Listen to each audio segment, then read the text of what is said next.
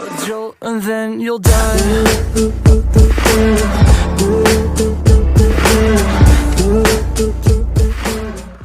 Okay guys, what is going on? I am back with another video. Today we're going to be looking at some of the best settings you can use to get the best FPS, best look to your game as possible in Fortnite Chapter 3.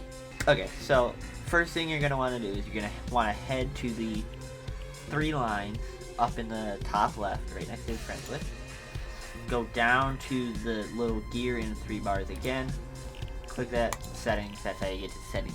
In case you didn't know, I 100% guarantee you already knew that. But okay, first we're gonna look at some display settings. Okay, for display, window mode, always full screen. It says right here, in full screen mode, you cannot interact with other windows as easily, but the game will run slightly faster. It's literally telling you that it's going to run better. Resolution. I do 1920 by 1080 because again, I'm making content, so I'm making content in a stream, so I do that. And if you want to catch a stream, hit that sub button down below, click the bell, and you'll be notified when I go live. So yeah, I go live every Thursday, Friday, Saturday, and Sunday, so don't miss those. Frame rate, you're gonna want to set to either the same refresh rate as your monitor or one higher. So I have a 165 Hz monitor, but I do through HDMI cord, so it's only 144. So I do 144. I could do 160 FPS, but I just keep it at 144. Just like if you have a 60 Hz monitor, do 120.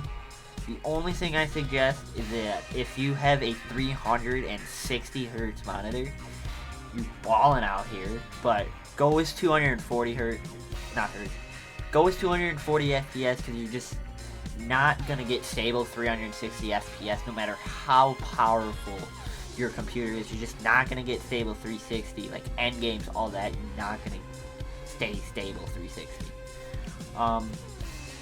Brightness, content, all this stuff, just keep it at basic if you're on DX11 or 12. If you are on performance mode, there are some issues, so you're gonna turn your this is only for people with performance mode. Turn your brightness all the way to 150. Use a contrast at just 1 basic. Colorblind mode, try to nope 10. It's gonna be bright in the settings. For some reason, it's really dark. I don't know why it does it, but it's just really dark for performance mode. So do that 150, try to nope 10 for if you're on performance mode. Graphics quality. I do custom. Well, first I usually set it to medium, but I had the 3D resolution, so I have it up at 100.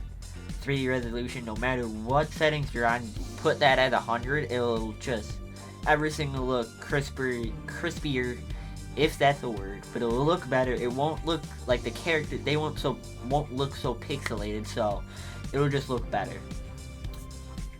And then you can go low or medium for all of these. Whatever fits your computer best. Right now I'm fine on medium, I get stable 144 on medium, so that's what I use. But on my old computer, I had to use performance mode, just because it wasn't that good. So, if you don't use, these won't show up for performance mode. Graphic quality, it will just be textures and meshes. If you're on performance mode, it'll only say textures and meshes. Put meshes on high and textures on high too. Don't go epic for the textures, just go high. So advanced graphics, VSync off. You can get like a weird glitch in your screen as you're playing, so don't use that. Motion blur off, it just doesn't look right. Show FPS on so you can see the crispy frame. Rendering mode, again, I use DX11 for content. But I suggest you use performance mode if you don't make content and just want the best settings possible. Use performance mode. It will get you the best FPS, the best input lag you can possibly get in this game. And then all this stuff is just the default. Low latency on plus boost, that's just gonna be that's gonna be off by default. But turn that to on plus boost. That's only if you have an NVIDIA card this will show. If you have an AMD card, you won't even see this option. I don't know what option there is for AMD cards. Okay, now for game, toggle sprint off. That just means that when you press W and let go, it'll automatically sprint.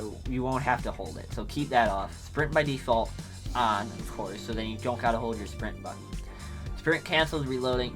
Do that off because then you can't reload as you're running. Auto open doors. That's your preference. I prefer it on just because it's easier for me. Combat. Most of this is all your preference, but I'll show you why I use this. Hold to swap pickup. That just means if you hold your equip button to a weapon, it'll replace it with the weapon you're holding right now. You won't have to pick it up and go into your inventory, take that weapon out, and then pick it up. It's just easier. Toggle targeting off. Mark danger when targeting on. That just means when you're targeting an enemy and you're playing like a team game mode like duo, trio, squad. When you press the ping button, it'll do that danger mark, and everyone will know that there is an enemy right there. Auto pick up weapons completely off. That just is the stupidest setting in this game. Preferred item slot. That's your preference. Whatever you like, how you like your stuff on. Auto sort consumables to the right. That doesn't matter if you have preferred item slots on, but I would suggest turning that on. Reset building choice off. Disable pre-built pre-edit option. Turn that off because that just means when you are building, you can't edit it while it's in your blueprint. So you can't edit a wall before you place it. I have that off. That's your preference. Turbo building, after you have that on, because then you're going to have to click every time you want to place a build. Confirm edit on release. Helps you edit faster. Turn that on. And then extra game options, that doesn't matter. Just keep those all on the default. Replays, I have normal games on, but I don't record large team like Team Rumble or any of those, or creative. I usually use it for content purposes, again. But if you want it kind of just for competitive, turn that off because that'll get you better latency or input delay. That'll get you lower input delay. HUD UI, basically just keep that on default. Mouse and keyboard settings, for X and Y sensitivities, keep those the same, but I suggest keeping them between 4 and 10. Those are usually what works pretty well. Targeting sensitivity and scope sensitivity, keep those on like 40 to 60, around there. I'm right in the middle at 50. Ignore gamepad input. That just if you're playing keyboard and mouse and you have a controller, like if you're kind of building and you accidentally hit that controller, it won't go to a controller saying that's the input. Same thing with lock input method as a mouse. Mouse flight, just keep those on default. Controller settings, I'm not going to go too in depth to these, but when I played on controller, these settings worked very well for me. I used basic options, I didn't use advanced options. So I'm just going to leave this, I'm going to pause this, kind of slow it down so if you play controller you can see these.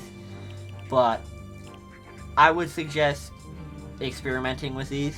Like, use these as a starting base, but then change it, go into creative and change it as you need and want to your own preference. Like, don't just use these like, oh, he's using them, so I'm going to use them. If you want to change settings, I don't care, okay? If you want to change settings, these are just some place to start it off. Like, if you don't like something, like, if you try DX11 you don't like it, go to performance mode, go to DX12. Colorblind mode, if you don't like basic, go to, just experiment with it, really. Use these as basically just a starting point. Volume, that is really just your preference. You can change them as you like. Sound quality, high. 3D headphones, have those on. Someone's on your right, it'll go to your right. Someone's on your left, it'll go through your left. It just makes it easier to locate people. Background audio, turn that off. Subtitles, that's really just for events, so I just leave those at basic. Visualize sound effects, I have those on because with the update you can have visualized sound effects and 3D headphones. So it's kind of like it is way easier to tell where an opponent is than it used to be on visualized sound effects, and it doesn't limit the FPS, doesn't create lag, doesn't create input delay as much as it did before. So I suggest turning that on with 3D headphones on. Those two as a combo is pretty great. Voice chat, I have it on. Push to talk. This voice chat and licensed audio is voice chat is your preference. Licensed audio, I have that mute except when I play it. So really the audio is kind of your preference except for the 3D headphones and visualized sound effects. That also is your preference, but I suggest having both of those on. Keybinds, I'm not going to go into keybinds this video. I might do a keybind video later, but just really have them optimal. Don't change them like every month. Like, I used to change them literally every month. Like, I'd go be like, you know what, I'm gonna change that. I'm gonna completely change my entire keybind. This is the stupidest thing you can do. Like, if you are used to a certain keybind, don't change it. You're used to it. Okay? Don't change it. Get used to it. The longer you have a keybind, the better you're gonna get with it, because you know where it is. Like, I'm not gonna go into combat controls. I don't play controller. I just suggest use Builder Pro. I don't know. Account, that's really just all you. That is all you. Okay, so now I'm going to show you how to get stretch res. So we're here on just normal home screen. You don't have Fortnite open for this. So what you're going to do is you're going to go to the search bar down here. Type in percent local app data percent. Okay, so that's going to launch a files folder. You're going to go to the Fortnite game, double click it. You're going to double click saved, double click config, and then double click Windows client. Okay, so you're going to click this, left click this once, right click it, go down to properties. You're going to unclick read only, apply. Okay, so after you apply it, click OK, right click, edit. So now that opens this big notepad with most of the stuff relating to Fortnite. Okay, so you're going to go down to where it says resolution size X 1920, resolution size Y 1080. This is where you're going to change the res. So you're going to go to the X, delete it, type in 1656. This is going to be the best stretch res you can get right now. Very little input delay, no frame lag, no nothing. Stretches the screen, perfect for what we want. And all you're going to do is close out of that, save, and load up Fortnite, and you'll have stretch res. That's literally it. So that's going to do it for the video, guys. I hope you guys did enjoy. Hope this helped if you're having trouble with settings and figure out what's the best to use. If you've been wanting to change to stretch res and haven't, because you don't know how, now you do. So I hope you guys enjoyed the video. See you in the next one, and as always, peace, and remember, stay awesome. See ya. We can make a wildfire get away.